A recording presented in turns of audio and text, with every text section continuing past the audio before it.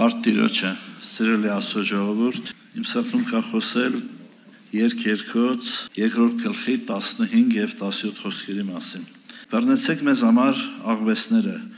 այգիները ավերող պստիկ աղվեսները,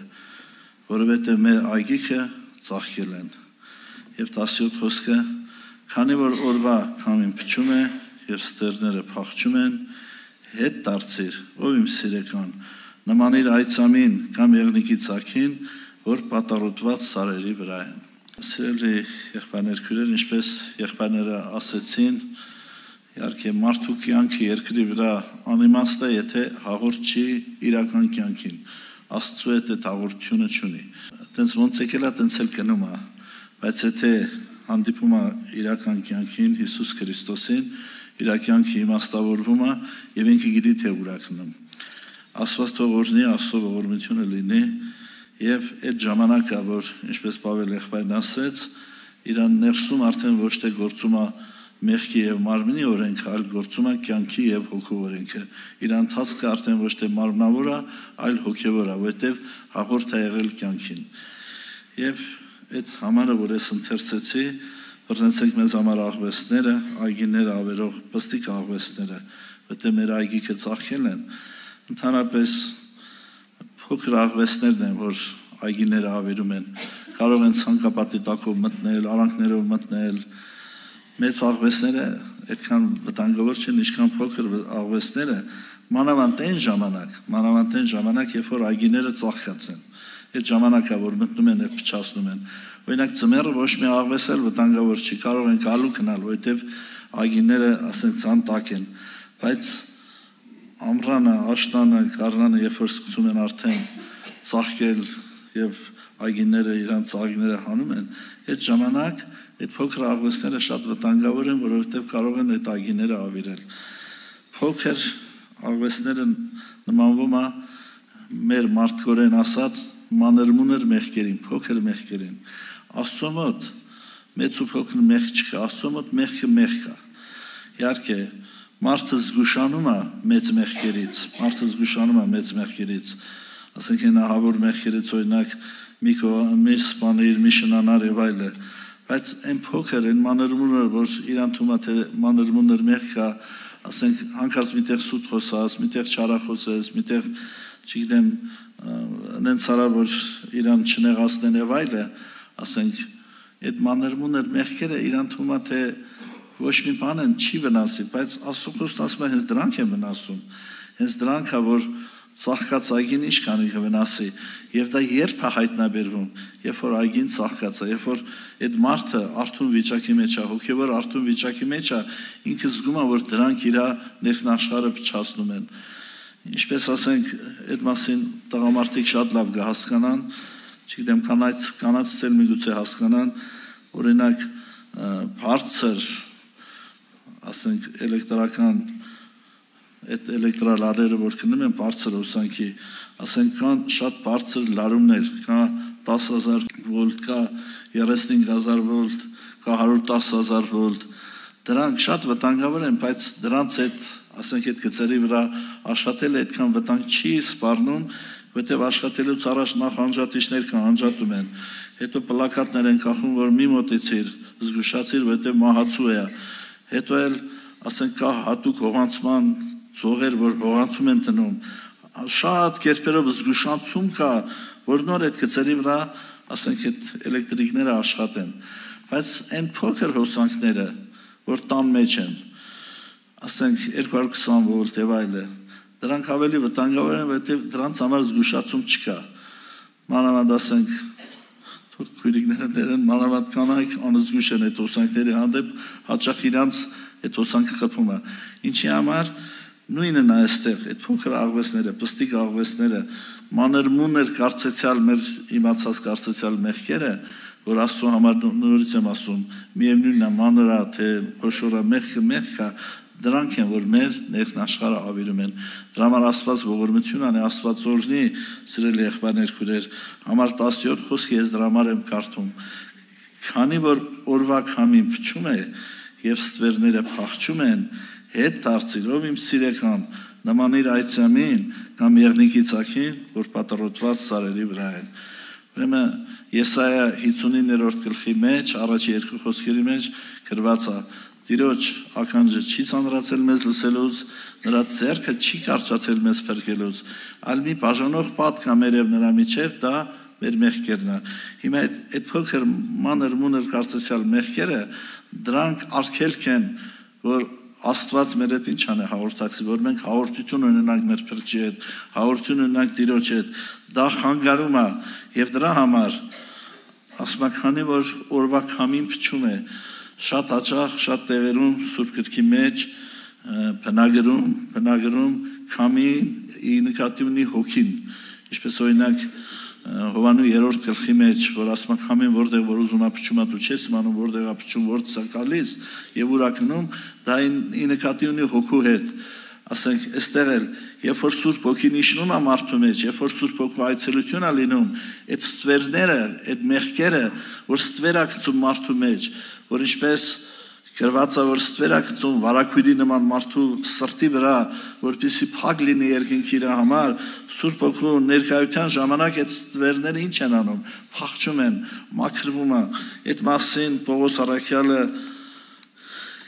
2 Կորինթացիս 3-րդ գլխի մեջ շեշտում է, 2 Կորինթացիս 3-րդ գլխի 15 խոսքից է ուզում ընթերցել, 2 Կորինթացիս 3:15 Այլ մինչև այսօրվա օրը Մովսեսին, երբ որ կարդում են, մի քող ընկած է նրանց սրտերի վրա, բայց երբ որ դեպի Տերը կդառնան, այն քողը վեր կառդմի, որտեղ Տերն է հոգին, որտեղ որ Տիրոջ հոգին է, այնտեղ է ազատությունը։ Աստված թողորն է եղբայրներ քուրեր, մեղքը, հանցանքը կարելի ասել քողի նման է, ստվեր է, այն որ մենք ժառանգել ենք Ադամից, դա ընկած է մարդու սրտի վրա, բայց ասում է, երբ որ դեպի Տերը կդառնան, այն ժամանակ այդ քողը ինչ կանի, վեր կառնվի, որտեղ Տերն է հոգին, որտեղ որ Տիրոջ հոգին է, այնտեղ է ազատությունը։ Երբ որ Սուրբ Հոգով մարդը լսվում է, այդ քողը վեր առնում իր վրայից, այդ ստվերը փախչում է իրանից, այդ մանր մեղքը, որ ըստ մեզ կարծեցել թե մեղքը մանր բան է, այդ հոդս է ցնդում եւ երկինքը փաստում է մարդու առաջ եւ մարդը կարողանում է հաղորդակցվել իր կենթանի հոր հետ։ Թող Աստված օգնական լինի, Աստծո օրհնությունը լինի։ Նորից եմ հիշեցնում, ինչպես եղբայրները շեշտեցին, մարդու համար ամենակարևոր բանը երկրի վրա, որ իր ընթացքը իմաստանից լինի, հաղորդ լինի իր հոգիների հոր հետ, հավիտենական հոր հետ։ Իսկ սատանայի նպատակն է միշտ ինչ անել, խանգարել դա, թույլ չտալ որ ինքը կյանքին հաղորդ լինի, որ ոնց որ ծնվել է մեղքի մեջ, այդ օրվանից իրանից պահանջում է այդ կյանքը, այցեվել կնա մահվան եւ հավիտենական կորուստ, բայց Աստված երկնքից միջամտում է, թույլ չի տալիս, ինչպես Հռոմեացիս 6:23-ում է գրված, մեղքի վարձքը մահ է, բայց Աստծո շնորհը հավիտենական կյանք մեր Տեր Հիսուս Քրիստոսի ցերովը, փառք իր սուրբ անվանը, Աստված երկնքից միջամտում է, որպեսզի սիրելի եղբայրներ քուրեր, այդ մարդի ներքնաշխարհը, այդ քողը, այդ վարակույրը, այդ մեղքի ծածկոցը, որ ընկած է իր սրտի վրա, վեր առնվի, որպեսզի մահկանացու սովորական մարդը կարողանա հաղորդ լինել երկնքի հետ, իր երկնային հոր հետ, որպեսզի կյանքով լցվի, որ ինքը իր ֆիզիկական մահից հետո կյանքը ժառանգի ենել հավիտենական կյանքը։ Ովսե մարգարեության 14-րդ գլխի 5 խոսքի մեջ մարգարեն գրում է, Ովսե 14:5 Ես ցողի պես պիտի լինեմ Իսրայելի համար, նա Շուշանի պես պիտի ծաղկե եւ արմատներ պետք է գցի Լիբանանի պես, փառք Տիրոջը։ Երբ որ Սուրբ Հոգին իջնում է մարդու մեջ, երբ որ մարդը Սուրբ Հոգով լցվում է, այդ քամին փչում է, ինչպես ես այնտեղ ընթերցեցի, ոչ միայն մարդի ներքնաշխարհից վեր առնում այդ վարակույրը, այդ մեղքը հեռանում է իրանից, այլ ինքը եղբայրներ քույրեր Շուշանի պես ծաղկում է եւ Լիբանանի մայրի պես ինչ անում, աճում է, ցողի պես պետք է լինեմ Իսրայելի համար, նա Շուշանի պես պիտի ծաղկե եւ արմատներ պետք է գցի Լիբանանի պես։ Ինքը հոգեոր արթուն կյանք ապրում եւ պատխաբեր է լինում եւ շրջապատին էլ համոհոտ է տալիս։ Աստված թողորն է, Աստծո ողորմությունը լինի եւ առաջի Հովանու թղթի առաջի գլխի 7 խոսքն է ուզում ընթերցել, առաջի Հովանու առաջի գլխի 7 խոսքը Բայց եթե լույսի մեջ մանկանք ինչպես նա է լույսի մեջ, հաղորդությունն ենք իրար հետ եւ նրա որդի Հիսուս Քրիստոսի արյունը մեզ սրբում է ամեն մեղքից։ Ուրեմն մինչև այդ գրված է Աստված լույս է եւ բնավ նրանում խավար չկա, այսինքն Աստված բացարձակ սրբություն է եւ բնավ մեղքի նշույլ չկա նրա մեջ։ Եվ այստեղ ասում է, բայց եթե մենք լույսի մեջ մանկանք ինչպես նա է լույսի մեջ,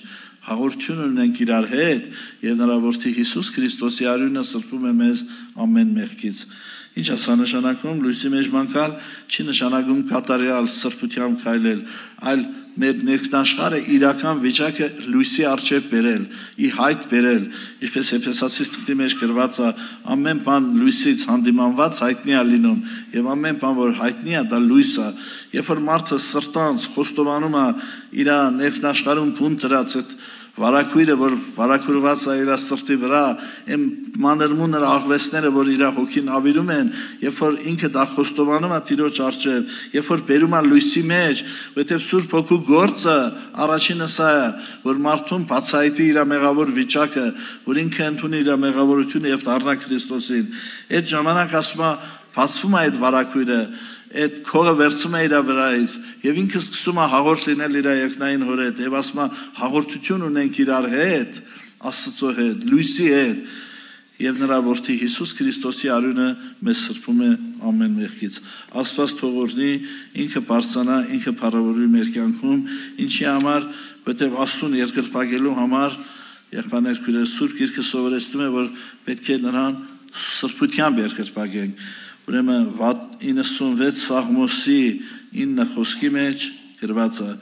երկրպագություն արեք Տիրոջը սուրբ զարդարանքով։ Ինչի համար պետք է երկրպագություն արվի Տիրոջը սուրբ զարդարանքով, որտեղ 93 Սաղմոսի 5 խոսքի մեջ գրված է, Սաղմոս 93-ի 5 քո բկայությունները շատ հավատարիմ են, քո տանը վայելու չէ սրբություն, ով Տեր երկայն օրերով։ Աստված թող օրհնի, որպեսզի մեր երկրպագությունը Տիրոջ առջև սրբությամբ լինի, սուրբ զարդարանքով, պետք է Սուրբ Հոգու այցելությունը, Սուրբ Հոգու ներկայությունը, որպեսզի այդ ամեն ստվերները, այդ ամեն մանրմունր աղվեսները, որ մեր ներքնաշխարհը ավիրում են, հոգին ավիրում են, նրանք վերցվի, որպեսզի մենք ազատ լինենք պաշտելու երկրպագելու մեր երկնավոր հորը, փառք իր Սուրբ անունը, Աստված օգնական լինի, Աստծո օրհնությունը լինի եւ նույն երկերկոց 4-րդ գլխի 6 խոսքը նույն երկերկոց 4-րդ գլխի 6 խոսքը քանի որ փչում է օրվա քամին եւ փախչում են նրա ստվերները գնամ եւ զմուրսի սարովը եւ կնդրուկի բլուրովը ուրեմն քանի որ փչում է օրվա քամին եւ փախչում են ստվերները գնամ եւ զմուրսի սարով եւ կնդրուկի բլուրովը իդեպ ասեմ երկերկոց գիրքը դա հարս եկեղեցու եւ Հիսուս Քրիստոսի Փեսայի սիրո երգն է։ Այն համար 17 խոսքում ասում է, երբ որ Սուրբ Հոգին իջնում է, երբ որ քամին փչում է, Փեսային է կանչում, ասում է եկ, հետ դարձիր, իմ սիրեկան, որպեսզի այդ հաղորդությունը լինի։ Իսկ այստեղ այս 4-րդ խոսքի մեջ ասում է, երբ որ էլի քամին փչում է, երբ որ Սուրբ Հոգին իջնում է, այդ ստվերները փախչում են, այսինքն այդ մեղքի վարակույրը վերցվում է, ասում է ես գնամ զմուրսի սարովը եւ կնդրուկի բլուրովը Սաղմոս 16-ում Սաղմոս 16-ի վերջին խոսքում համար 11 խոսքում ասում է դու ինձ ճանաչեցնում ես կյանքի ճանապարհը քո երեսի առաջին ուրախությունների լիություն կա եւ քո աջ կողմը քաղցրություններ հավիտյան ուրեմն զմուրսի սարովը եւ կնդրուկի բլուրովը խորհրդապատկերում է, որ Տիրոջ երեսի առաջին ուրախությունների լիություն կա եւ նրա աջ կողմը քաղցրություններ հավիտյան, որ մարդը ինքը տրվում է Տիրոջը, որ վայելի նրա քաղցրությունը, նրա սերը եւ կյանքին աղորդ լինի։ Թող Տերը օրհնի, ինքը բարձրանա, ինքը փառավորվի։ Ես մի անգամ էլ այդ երկու խոսքերը ընթերցեմ եւ խնդրենք Տիրոջը, որ Սուրբ Հոգու զորությունը իջնի այս վայրի մեջ եւ ամեն ստվերները ինչ անեն, փախչեն։ Ամեն այդ քողը, որ վարակուրված է մեր սրտերի վրա, որ խանգարում է մեր երկնային հորը հետ աղորդ լինել, այդ ամենը պատրվի, վեր առնվի, որպեսզի երկինքը բացվի, որ մենք կարողանանք վայելել իր սուրբ ներկայությունը, ուրախանանք եւ ցնցանք եղբայրներ քույրեր իր երեսի քաղցրությունով, իր երեսի ուրախությունով մեր ներքնաշխարհը լցվի իր սուրբ ներկայությունով։ Ուրեմն երկրորդ գլխի 2:17 խոսքը քանի որ օրվա քամին փչում է եւ ստվերները փախչում են հետ դարձիր կանչում է իր սիրեկանին ով իմ սիրեկան նման իր այցամին կամ եղնիկի ցակին որ պատառոտված սարերի վրա են եւ ինքը կանչում է Փեսային եւ այս 4-րդ խոսքի մեջ էլ ինքնա 6-րդ խոսքի մեջ էլ ինքնա ուզում գնալ այդ հանդիպումը կանա քանի որ փչում է օրվա քամին եւ փախչում են նրա ստվերները գնամ եւ զմուրսի սարովը եւ կնդրուկի բլուրովը ամեն Տերը օրհնի խնդրենք Տիրոջ Սուրբ Հոգու ներկայությունը այս վայրի մեջ որ քամին փչի Սուրբ Հոգու զորությունը կա եւ ինչպես Տեր Հիսուսը հարությունից հետո փչեց աշակերտների վրա եւ ասեց առեք Սուրբ Հոգին այնպես էլ Սուրբ Հոգու զորությունը գործի է սրահի մեջ որպեսզի այդ